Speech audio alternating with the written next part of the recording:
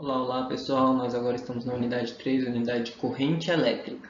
Bom, agora a gente vai entender o que é uma corrente elétrica, né? Aqui a matéria começa a pegar um pouco mais de foco, a gente começa a entender melhor o que está acontecendo na matéria, né? A gente que eu quero falar é vocês. Esses dois primeiros capítulos eles são um pouco complicados mesmo, né? No terceiro ano é assim mesmo, a física dá uma complicadinha, mas vamos, que a gente consegue. A gente vai ter uma visão.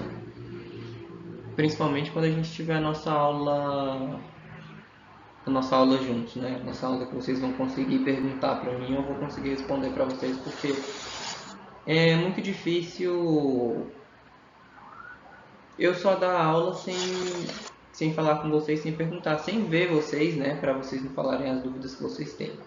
Mas é importante.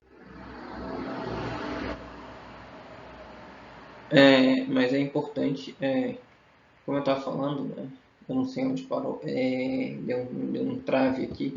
Enfim, é difícil dar aula sem olhar para vocês, sem falar com vocês, sem saber exatamente qual a dúvida de vocês. Por isso que algumas coisas elas podem ficar meio complicadas na hora de vocês entenderem, mas provavelmente vai ter uma aula presencial onde eu vou tirar a dúvida de vocês, né? Então é isso, pessoal. Vamos lá, que a gente consegue. Corrente elétrica.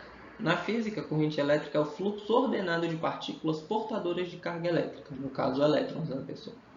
Sabe-se que, microscopicamente, as cargas livres estão em movimento aleatório devido à agitação térmica. Apesar desse movimento desordenado, ao estabelecimento um campo elétrico na região das cargas, verifica-se um movimento ordenado que se apresenta superposto ao primeiro. Esse movimento recebe o nome de movimento de deriva das cargas livres. Raios são exemplos de corrente elétrica, bem como vento solar, porém é mais conhecida. Provavelmente é o fluxo de elétrons através de um condutor elétron, geralmente metálico. Basicamente é uma corrente elétrica, né, pessoal? O símbolo convencional para representar a intensidade da corrente elétrica, ou seja, a quantidade de carga que flui por unidade de tempo, é o I, né, original do alemão intensidade, que significa intensidade. A unidade padrão no Sistema Internacional de Unidades para medir a intensidade da corrente é o ampere. A gente vai ver ele geralmente escrito com a letra A ou A. Ou até às vezes a gente pode ver em A maiúsculo, A minúsculo, pessoal, mas geralmente maiúsculo, que é o ampere. A corrente elétrica é também chamada informalmente de amperagem. Embora seja um termo válido, alguns engenheiros repudiam seu uso. Não sei porquê. Alguns engenheiros são extremamente frescos, pessoal. Deixa eu só puxar aqui a mesa, que a minha cadeira não está tendo um escovo muito bom. Sentido da corrente. No sentido da história da eletricidade, definiu-se o sentido da corrente elétrica como sendo o sentido do fluxo de cargas positivas, ou seja, as cargas que se movimentam do polo positivo para o polo negativo. Naquele tempo, nada se conhecia sobre a estrutura dos átomos. Não se imaginava que, em condutores sólidos, as cargas positivas estão fortemente ligadas aos núcleos dos átomos, e, portanto, não pode haver fluxo microscópico de cargas positivas em condutores sólidos. No entanto, quando a física subatômica estabeleceu esse fato, o conceito anterior já estava arraigado e era amplamente utilizado em cálculos e representações para análise de circuitos. Esse sentido continua a ser utilizado até os dias de hoje, e é chamado de sentido convencional da corrente. Em qualquer tipo de condutor, este é o sentido contrário ao fluxo líquido, das cargas negativas ou o sentido do campo elétrico estabelecido no condutor. Na prática, qualquer corrente elétrica pode ser representada por um fluxo de portadores positivos, sem que disso decorram erros de cálculos ou qualquer problema prático. Basicamente, pessoal, está falando que antigamente o pessoal achava que quem fazia a eletricidade, né, eram os prótons, eram as cargas positivas, mas depois se descobriu que na verdade eram os elétrons, as cargas negativas. Só que como os dois têm a mesma carga, só que de sentido contrário, Esse pequeno erro até hoje ele acontece, né? Ele é utilizado, né, no mundo de alguns cálculos, porque ele passou muito tempo sendo utilizado e apesar disso, apesar de ser um erro, ele não altera muito o valor. Por quê? Porque os dois 1, alguma coisa, né, vezes 10 elevado a menos 19 coulomb, né, a carga. Só que um é negativo e o outro é positivo.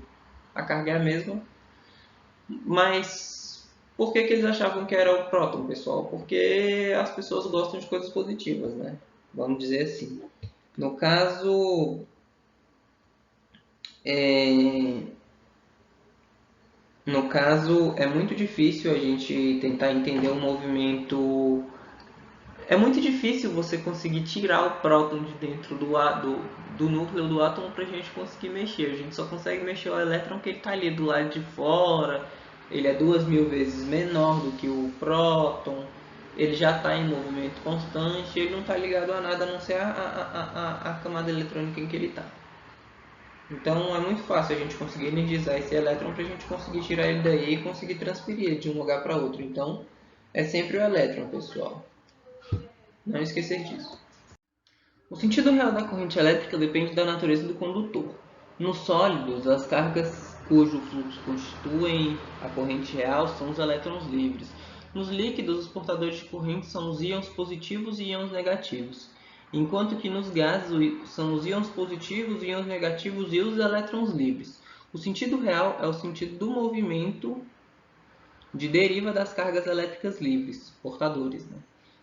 Esse movimento se dá ao sentido contrário ao campo elétrico. Se os portadores forem negativos, caso os condutores metálicos, e no mesmo sentido do campo se os portadores forem positivos. Basicamente, opa, cadê o mouse? Aqui. Basicamente o sentido convencional, ele sai do polo positivo e vai para o polo negativo, mas no sentido real ele sai do polo negativo e vai para o polo positivo. Uma coisa interessante, pessoal, sobre o nosso planeta Terra. Tá aqui o nosso planeta desenhado. Ele gira nesse sentido aqui, né? De tantos em tantos milhões de anos, né? De tantos em tantos mil anos, como sempre acontece, o, o nosso planeta ele tem um campo,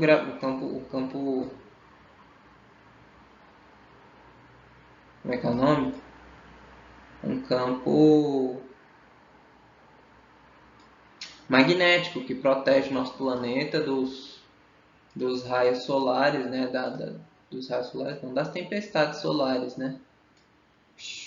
Aqui, ó, são várias tempestades. O Sol ele emite uma quantidade de tempestade solar muito grande que ele bate no nosso, no, na,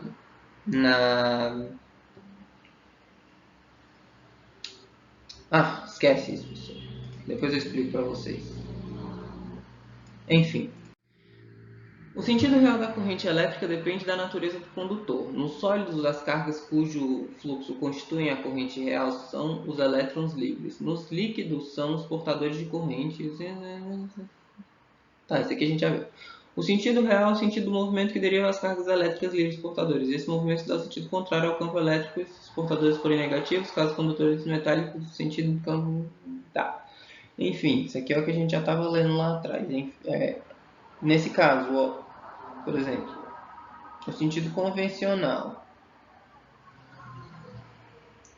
No sentido convencional, a gente fala que a energia sai daqui, né, do polo positivo, passa aqui pela lâmpada e volta para o polo negativo. Esse é o sentido convencional da corrente. Mas na realidade, né, quem tem carga é o nosso lado negativo. Quem passa a eletricidade é o lado negativo. Então a carga, na verdade, ela sai do lado negativo, né, o sentido real dela, ela sai aqui do negativo, passa pelo nosso ponto aqui, pela nossa resistência, né? Aqui é a resistência.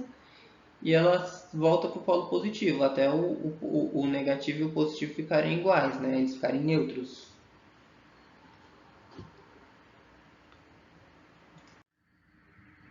Velocidade de deriva. Ao estabelecermos um campo elétrico em um condutor, verificamos superposto ao movimento aleatório das cargas livres um movimento que deriva dessas cargas. Em metais condutores mais conhecidos, temos elétrons como portadores de carga livres. Essas partículas oscilam aleatoriamente a velocidades médias de 105 a 106 metros por segundo. No entanto, o movimento de deriva se dá a uma taxa de ordem de 10 a 3 metros por segundo. 10 elevado a menos 3 metros por segundo. Na verdade, né, pessoal? Isso aqui é um elevado. Na situação de máxima densidade de corrente, ou seja, quando temos a máxima densidade de corrente permitida pelas normas técnicas, a velocidade de deriva dos elétrons livres é cerca de 1 milímetro por segundo. Milímetro, pessoal, muita coisa. A milésima parte do metro. Densidade da corrente. A corrente elétrica, né, se relaciona com a densidade da corrente elétrica através da fórmula, onde essa letrinha grega aí, né, esse φ, creio eu, ele é igual à densidade da corrente vezes a amperagem. A densidade da corrente é medida em ampere por metro quadrado. E a área, A não é amperagem não, pessoal, A é a área. A é a área pela qual a corrente circula, ou seja, eu preciso saber a minha densidade e a minha área. Ou eu preciso saber só a minha corrente medida em amperes aqui, né, para eu calcular a minha densidade e a minha área. Enfim, a densidade da corrente é definida como... Eita! Esse símbolo aqui, pessoal, é uma integral. Lembra que acho que vocês não viram as aulas que eu dei para os anos anteriores sobre derivada, que eu falei que algumas coisas são muito difíceis de calcular. Isso aqui é uma derivada em um ponto i, né? A derivada de um ponto i, onde o número de onde n é a densidade de partículas, né? O número de partículas por unidade de volume, e x é a massa da carga, né? Outra característica no qual o fluxo poderia ser medido. U é a velocidade média das partículas em cada volume, ou seja, é uma integral disso aí, pessoal. A gente vai calcular essa integral? Não.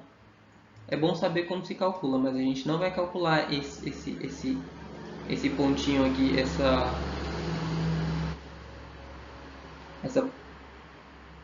esse desenhozinho aqui, esse cálculo aqui. A gente não vai fazer isso porque é um pouco complexo. Basicamente, é um pouquinho difícil. Densidade de corrente é importante. Densidade de corrente é de importante consideração em projetos de sistemas elétricos. A maioria dos condutores elétricos possuem uma resistência positiva finita, fazendo-os então dissipar potência na forma de calor.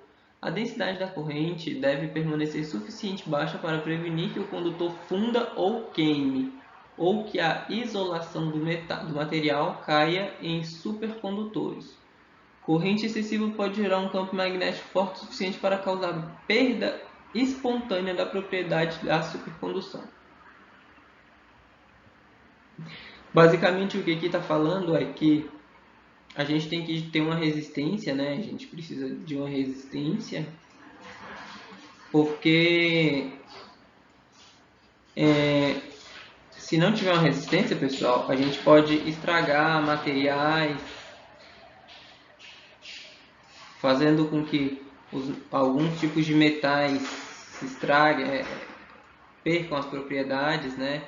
Ou até mesmo queimem alguns circuitos, algumas placas de circuito, ou pior. Esse aí que eu fiz é um desenho de uma resistência, né? Uma resistência de circuitos de computadores, por exemplo. Oi.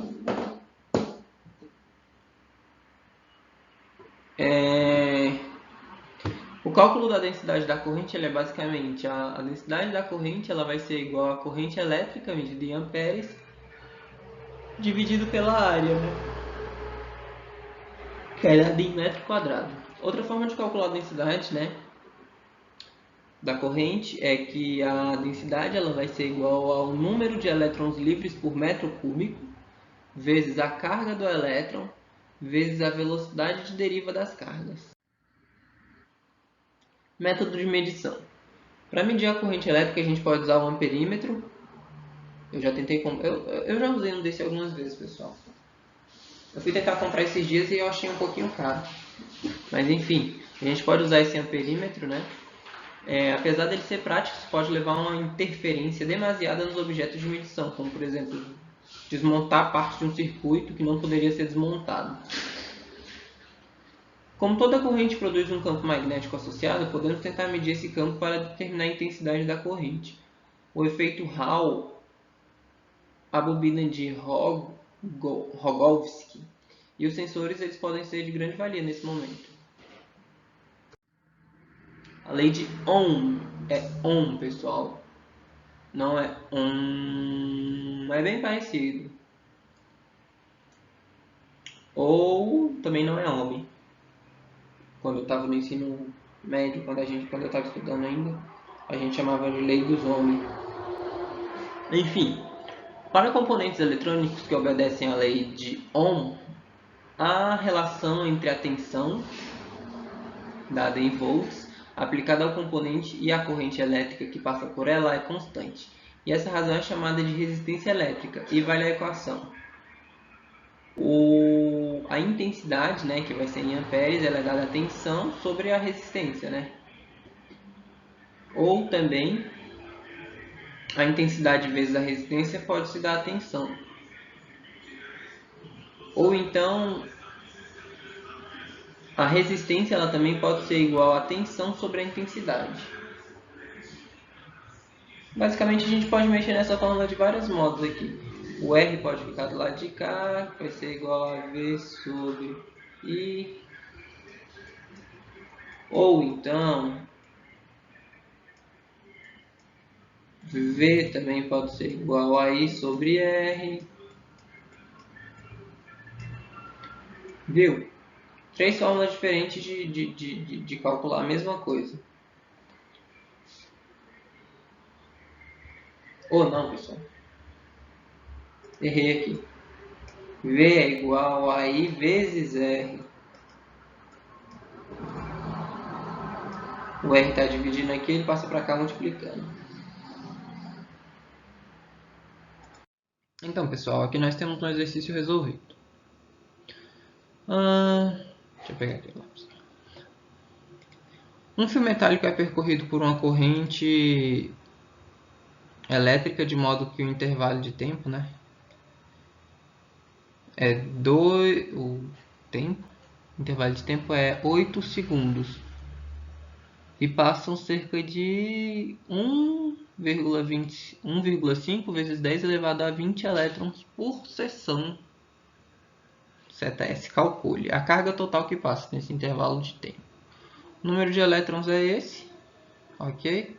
A carga do elétron é essa, a gente já calculou isso, a gente já sabe, né? A carga do elétron é uma constante. A carga total que passa no intervalo de tempo tem módulo. Bom, basicamente,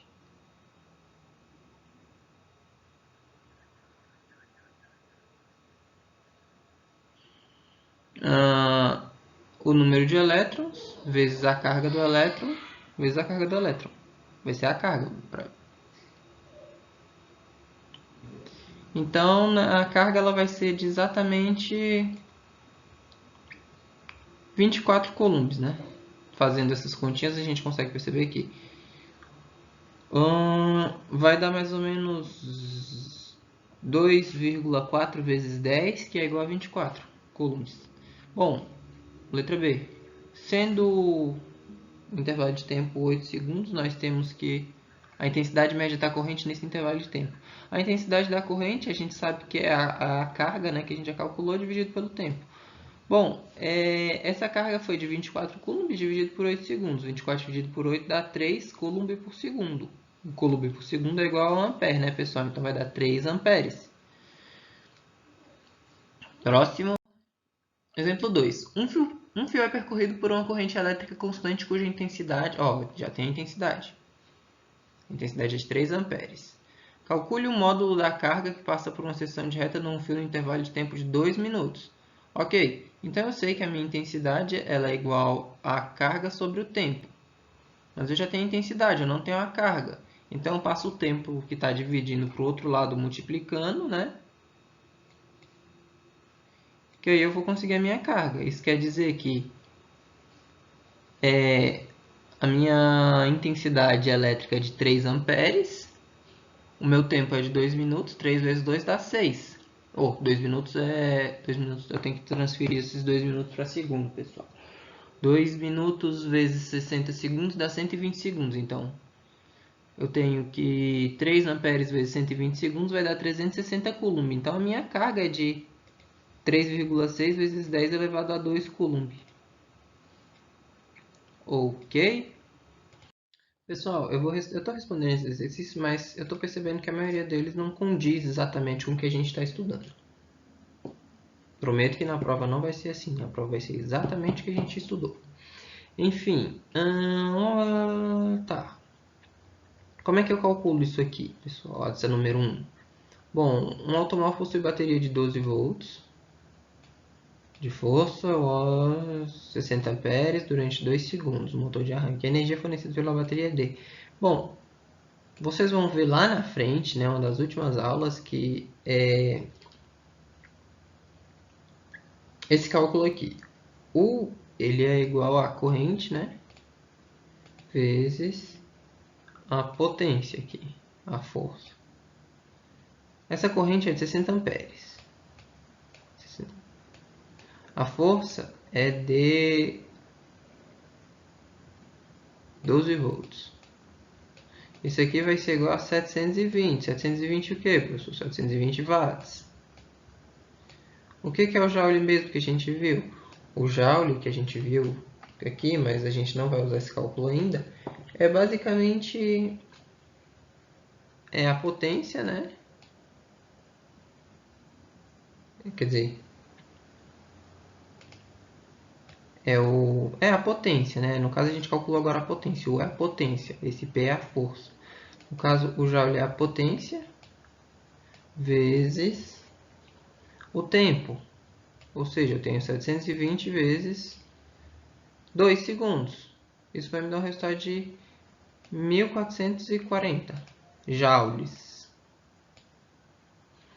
2. Uma lâmpada fabricada para dissipar a potência de 1000 watts, quando alimentada com a DDP de 120 volts, se a lâmpada for ligada na DDP de 127 volts, então potência dissipada aumentará cerca de 12%. O cálculo é grande, é um pouco difícil. A gente não viu isso nessa unidade também.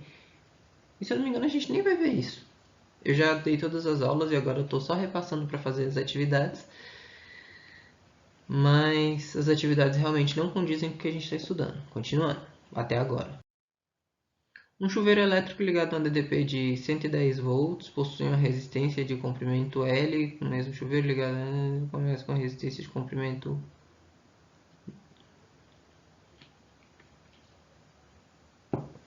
4 vezes menor, pessoal. Por quê? Porque a distância é sempre o quadrado, entendeu?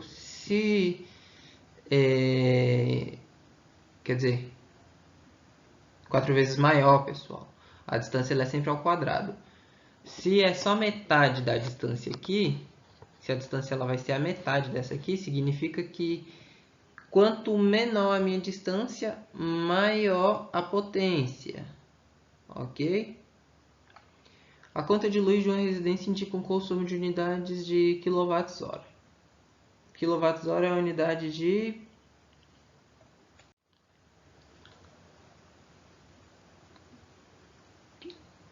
Tá, kWh.